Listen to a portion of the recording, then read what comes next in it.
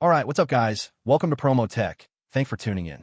The Pixel 11 Pro might look like a small update on the surface, but underneath, Google is quietly shifting how its phones feel, unlock, and even think. These subtle changes could end up redefining what makes a pixel, and most people won't even notice it first. Let's dive right into the video. So yeah, on paper, the design barely moves. If you put the Pixel 11 Pro next to the Pixel 10, most people wouldn't even spot the difference right away. But that's actually where the first hidden change comes in. That camera bar? It's not just slightly reshaped, it's being softened. Less aggressive, less protruding, more integrated into the body. And that sounds small, until you realize Google is slowly moving away from the statement hardware identity.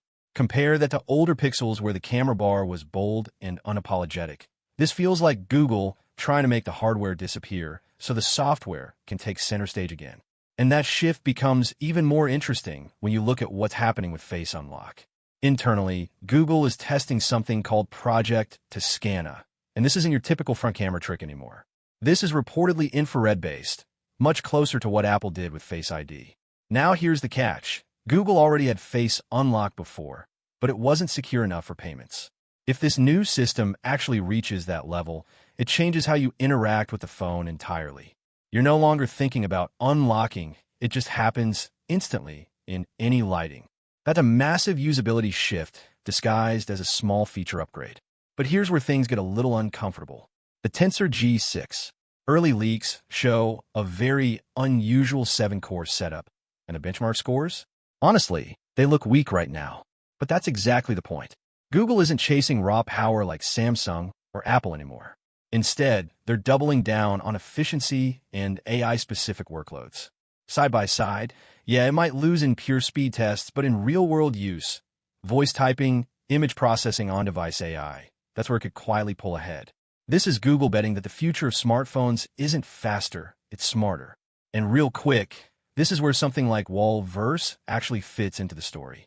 If you're using a Pixel for productivity, AI tools, or content workflows, having a clean, distraction-free environment matters more than ever.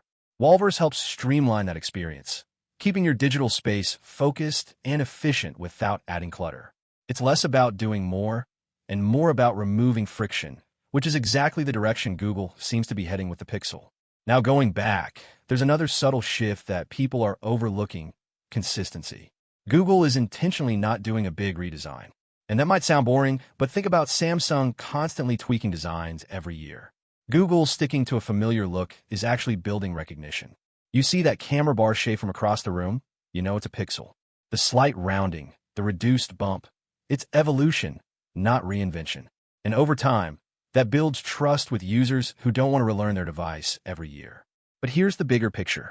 When you combine all of this, softer design, smarter unlock, AI-focused chip, it feels like Google is quietly stepping away from competing spec for spec.